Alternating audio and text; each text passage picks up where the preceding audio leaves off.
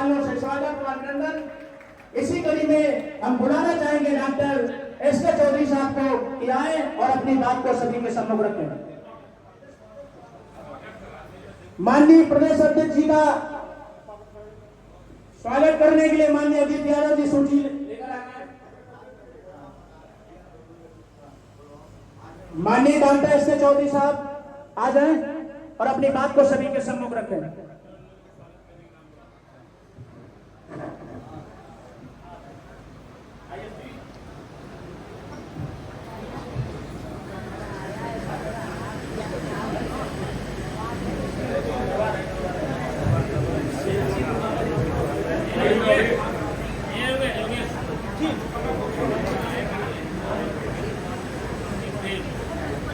जय भीम महोदय, संचालक महोदय का मैं धन्यवाद करना चाहूँगा जिन्होंने बोलने का मौका दिया और मंच में बैठे हुए हमारे सभी सपा के कार्यकर्ता और जो मेन लोग हैं उन सबका मैं सम्मान करता हूँ।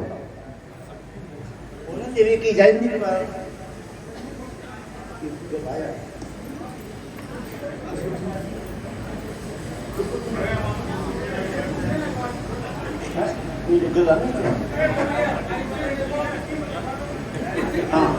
फूलन देवी की जयंती पर जो प्रोग्राम आरंभ हुआ है वो नारी सशक्तिकरण का एक उदाहरण है।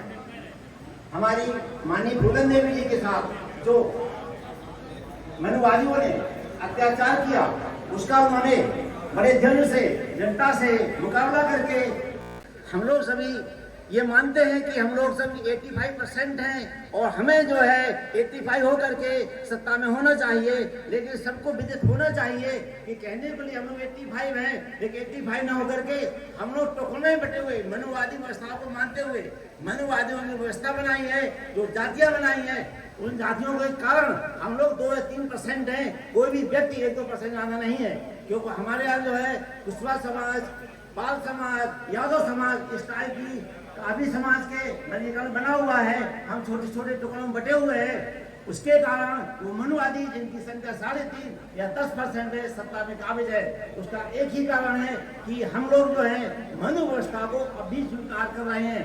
कहने के लिए हम लोग कहते हैं कि मनुवादी हमारे दुश्मन है, मनु व्यवस्था को हम लोग नहीं मानते हैं, लेकिन जातों में बटे होने के कारण एक्चुअली में हम मनु व्यवस्था में फंसे हुए हैं। मनुवाद द्वारा जो व्यवस्था लागू गई है उनको भी हम लोग फॉलो कर रहे हैं। एग्जाम्पल के लिए अगर कहीं कथा होती है तो हमारी महिलाएं, हमारे लोग वहाँ पहुँचते हैं, जाति के नाम पर हमें दूसरा अत्याचार करते हैं। ये नहीं सोचते हैं कि अगर हम लोग इन टुकड़ों में बटे रहेंगे तो कभी मनुवादियों को नहीं हरा पाएंगे। इस बार समाजवादी पार्टी का जो हम लोगों ने इंडिया गठबंधन का लिए जो काम किया सब लोगों ने मिलकर के उसका परिणाम सामने है। अगर इस टाइम मिलजुल करके हम लोग किसी भी चुनाव में सारे बहुजन इकट्ठा होकर के सिर्फ अपने समाज के लिए काम करेंगे तो निश्चित सफलता मिलेगी। आने वाला समय, इस समय तो हमने संविधान को बचा लिया और हमारे लोग संसद में पहुंच गए। इस समय जो संसद में वातावरण है बहुत अच्छा है, क्यों पहले हमारे सांसद बोलने की और काफी सांसद है जो मुखर होकर के भाषण दे रहे हैं, बता रहे हैं कि हमारे समाज में किस टाइप से अत्याचार किया जा रहा है। अगर ये लोग अभी तक इस टाइप का वातावरण संसद में कभी दिखाई नहीं दिया, न सुनाई दिया, और जो चंद्रशेखर आजाद ने पूरा विवरण, अखिलेश जी ने जो पूरा विवरण और राहुल जी ने जो समाज का दृश्य वहाँ पर प्रस्तुत किया है वो सब रिकॉर्डिंग में जाता है। जब रिकॉर्डिंग में ये चीज आती है तो उसको विचार भी किया जाता है। इसीलिए वातावरण समाजवादियों ने, इंडिया गठबंधन ने अखिलेश जी के साथ मिलकर के घर घर जाकर के पूरे 1 महीने तक गाँव में घर घर जाकर के हर एक को बताया। तो हमने ये जाना कि हमारे गांव में जिनको हम अनपढ़ समझते हैं, जिनको कुछ नहीं आता, उनसे बात करने के बाद पता लगा कि सभी लोगों को सब कुछ पता है। वो इंतजार कर रहे हैं किसी ऐसे व्यक्ति का जो व्यक्ति ईमानदार हो, समझदार हो, समाज का दर्शन कर सके, उसका इंतजार कर रहे हैं। ये कहते हैं ऐसा व्यक्ति मिले इसके पीछे चल करके बाबा साहब के संविधान को हम लोग लागू करा सके और विषमता को जान दिया बता हुआ समाज एक हो सके। इसलिए हमारे नेताओं ने गुजारिश है कि वो लोग हमारे गाँव में से वो लोग जिनकी संख्या 80% है, जिनके पास सब कुछ है, वो सब कुछ आगे इकट्ठा करके हमने 27 गाँव में सरकार करना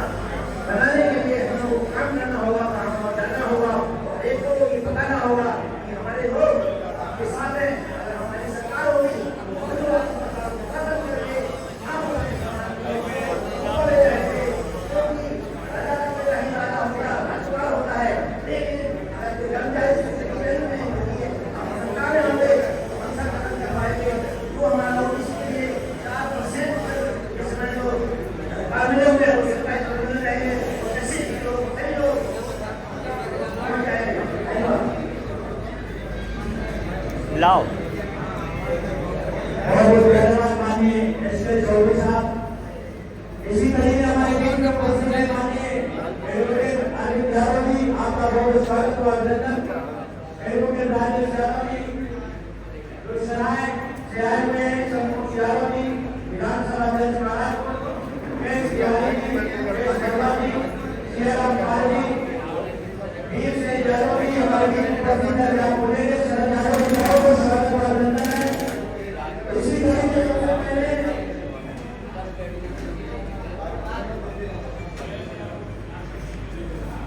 अभी अभी हमारे बीच में हमारे माननीय प्रदेश अध्यक्ष जी का सम्मान राम शरण यादव जी, वीर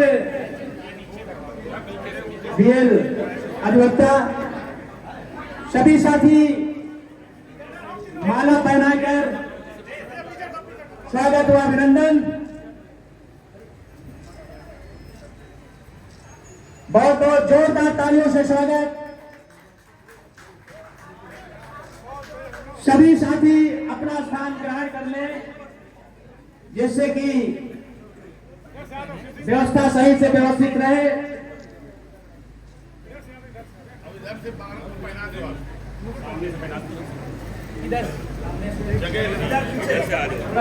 साइड दे दीजिए थोड़ा सा, दूसरे साथियों को साइड दे दे। जो भी साथी मोमेंटम भेद करना चाहते हैं वो सामने जो सीढ़ियां हैं वहां से जाकर करें और व्यवस्था को सही से व्यवस्थापित करके रखें। सभी साथी साइड हो जाएं और बाकी साथी किनारे हट जाएं। जो साथी खड़े हैं कृपया करके अपना स्थान ग्रहण कर लें। एक-एक करके स्वागत कर लीजिए, अन्य लोग को उनको मौका दे दीजिए। जो साथी मोमेंटम भेंट करना चाहते हैं एक एक करके आ जाएं। आप व्यवस्था को गड़बड़ ना करें, व्यवस्था को। जो साथी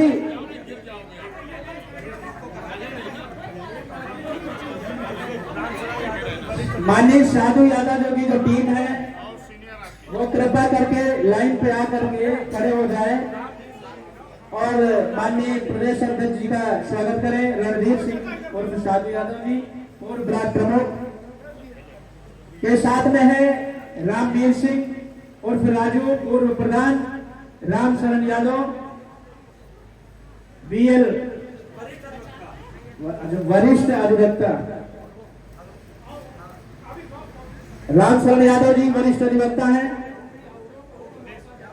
और कुछ महिलाएं भी हैं, कृपया करके आगे आ जाएं। वो भी महिलाएं स्वागत करना चाह रही हैं। माननीय डॉक्टर रमेश कुशवाहा जी, डॉक्टर रमेश कुशवाहा जी माननीय प्रदेश अध्यक्ष जी का स्वागत करना चाह रहे हैं। कृपया जो साथी खड़े हैं एक साइड में हो जाएं। जो साथी इधर खड़े हैं वो साइड में हो जाएं। माननीय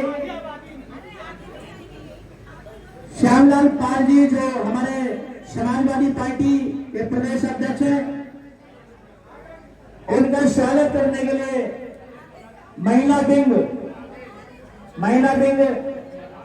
आगे आ जाए। आगे आकर के जो भी मोमेंटम भेंट करना चाहते हैं, देना चाहते हैं, मिलना चाहते हैं, आगे से आ जाए।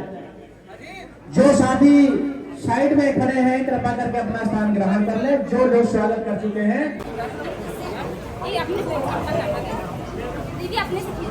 धन्यवाद संचालक महोदय जालेश्वर कैथल जी।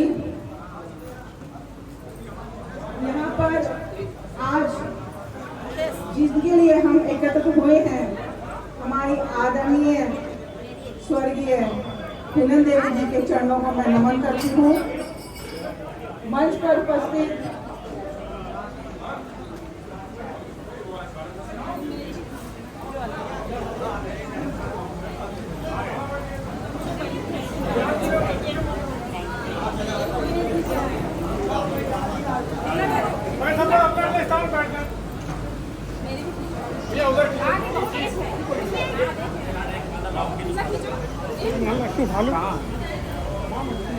मंच पर उपस्थित हमारे प्रदेश अध्यक्ष श्यामलाल पाल जी, मैं इतिहास नहीं बताऊंगी उनका, सब जानते हैं। पर मैं ये कहूंगी कि जो फूलन देवी जी के अंदर साहस था, जो उनके अंदर हिम्मत थी, मैं चाहूंगी कि वो हिम्मत और साहस महिलाएं अपने अंदर आए, अपनी बच्चियों को जरूर पढ़ाएं और बच्चियों को ये बताएं कि हमें गलत के लिए लड़ना है, उसके आगे झुकना नहीं है। तभी हम कहेंगे कि हाँ, हमारे लिए फूलन देवी आदर्श नहीं है। मैं यहाँ पर अपने पूर्व मुख्यमंत्री अखिलेश यादव जी को बहुत बहुत धन्यवाद देना चाहूंगी कि जो उन्होंने जब मुख्यमंत्री बने थे 5 अप्रैल को उन्होंने निषाद दुर्गा जयंती घोषित की थी। कम से कम लोगों को ये जानकारी मिल गई कि निषाद बिरादरी भी कुछ होती है, वो तो बिल्कुल लुप्त हो गई थी। अगर देखा जाए महाभारत और रामायण दोनों में हमारी बिरादरी का वर्णन है, लेकिन आज के दौर में वो लुप्त होती जा रही है। पर मैं उनको धन्यवाद देना चाहूंगी कि उनकी वजह से आज हम जीवित हैं। सबसे मैं यहाँ पर अपने स्वर्गीय नेताजी मुलायम सिंह जी को भी बहुत बहुत धन्यवाद नमन करना चाहूंगी उनके चरणों को कि फूलन देवी जी को उन्होंने दीपक से उठा करके हिंदुस्तान की सर्वोच्च पंचायत तक पहुँचाया और उनका मान सम्मान बढ़ाया।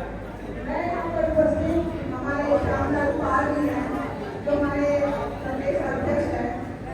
मैं अपना ठाकुर मैं नगर निगम में पार्षद श्रीमती एडवोकेट अलविदा वर्मा, वो मेरे स्वर्गीय मामा स्वर्गीय रमालाल जी, जिन्होंने फूलन देवी जी को ये बहुत बड़ा कार्य कराया कि संविधान में जो और कुछ लिखा है महिलाओं के लिए, संविधान में जो अम्बेडकर जी ने अपना ऐसा विकास किया कि हिंदुस्तान का दुनिया का सभी को बढ़ावा नहीं कर सकता। अम्बेडकर जी के ऐसे सहायता से महिलाओं के लिए बात उठाई। और मैं जो हमारे प्रदेश अध्यक्ष है, मैं उनसे ये कहूँगी कि मैं आपको संविधान दे रही हूँ और उस संविधान के लिए आप जो बात उसको आप ग्रहण करें और महिलाओं के सशक्तिकरण की बात करें और महिलाओं पर कोई जो अत्याचार है उसको मैं कहूँगी कि आप खत्म करिएगा, महिलाओं की आदत है। क्या मैं चाहती हूँ आपको संविधान देगा।